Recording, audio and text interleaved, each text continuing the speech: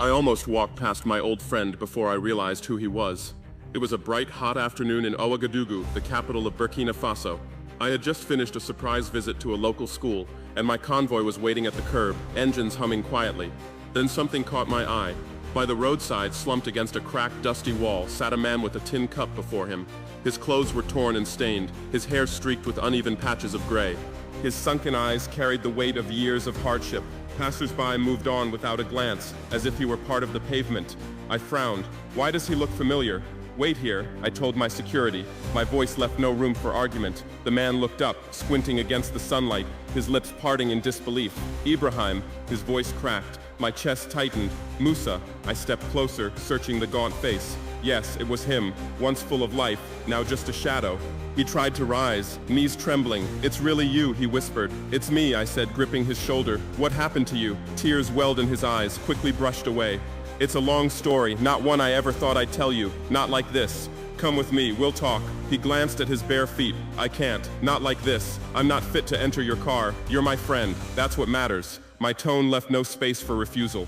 Minutes later, Musa was at the presidential residence. He bathed, changed into clean clothes, and sat before steaming dishes. He ate slowly, almost cautiously, as if the food might vanish. Between bites, his eyes flickered between gratitude and shame. When the plates were cleared, I poured 2 glasses of juice and sat across from him. Now, I said gently, tell me, you were one of the brightest men I knew. What happened? Musa stared at the glass, then sighed.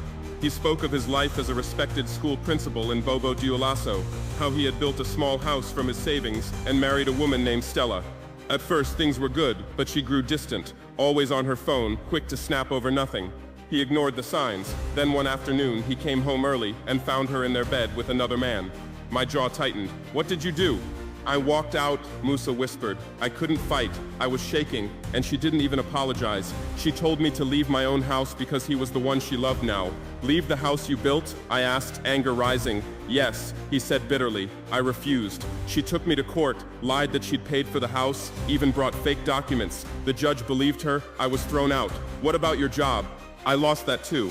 Every bit of savings went to lawyers. Soon I had nothing. No home, no work, no dignity. I stayed with a friend, but shame ate at me.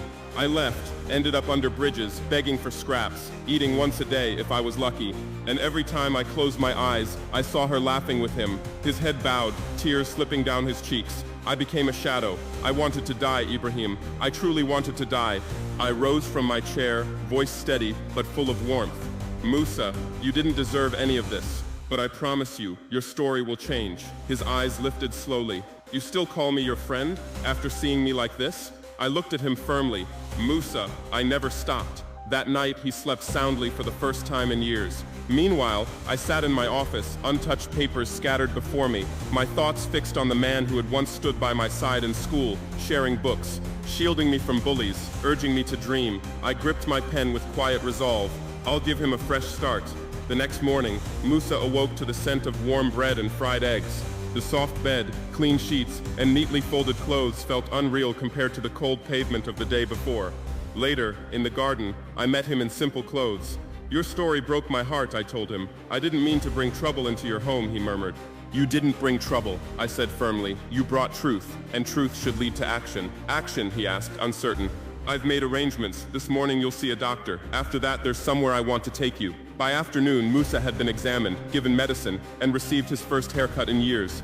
The man in the mirror was no longer the broken figure from the roadside. His eyes carried a faint spark.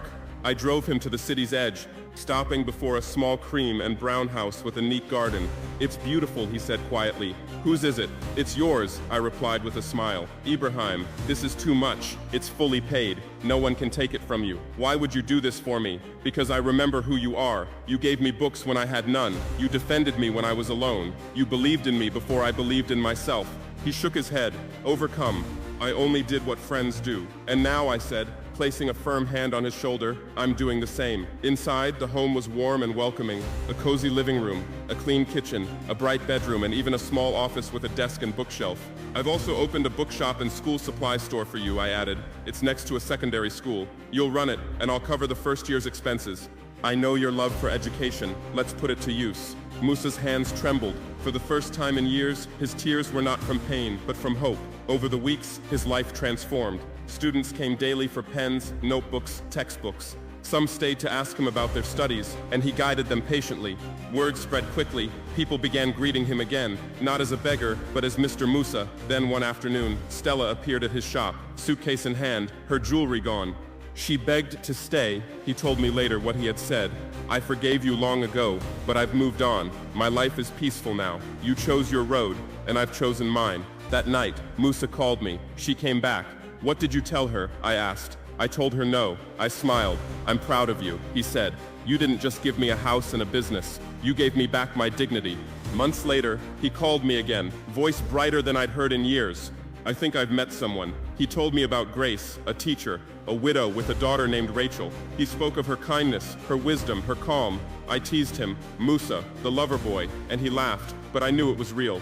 Soon, Grace and Rachel became part of his life, and when Musa proposed in a small garden, she said yes. Their wedding was small, but full of joy. I was there, watching my friend stand tall again. I told him, you look like a man who's found peace. I have, he replied. Time passed, and his shop thrived. Musa started a foundation to help men who had lost everything, just like he once had. One friend changed my story, he told them. Now I want to change yours. I watched with pride as Musa rose beyond survival, becoming a leader in his own right. He spoke at the National Youth Conference, his words stirring the hall. I was a man who lost everything, but one act of kindness reminded me that broken things can still be made beautiful again. The best revenge is peace, joy, and moving forward. The applause thundered. I felt tears sting my eyes. A year later, I handed him an award in the palace garden. He hugged me tightly. You didn't just change my life, he said. You gave me the chance to change others. And I told him, that's the power of one hand lifted in kindness. That night, as the wind moved gently through the garden, I looked at him and thought, who would have believed that the man with nothing would one day have more than he ever dreamed? And Musa's story became a living truth. No matter how far you fall, one act of kindness can be the first step back to hope. If this story touched you, don't forget to like, share, and subscribe. Someone out there may need to hear that hope is still possible.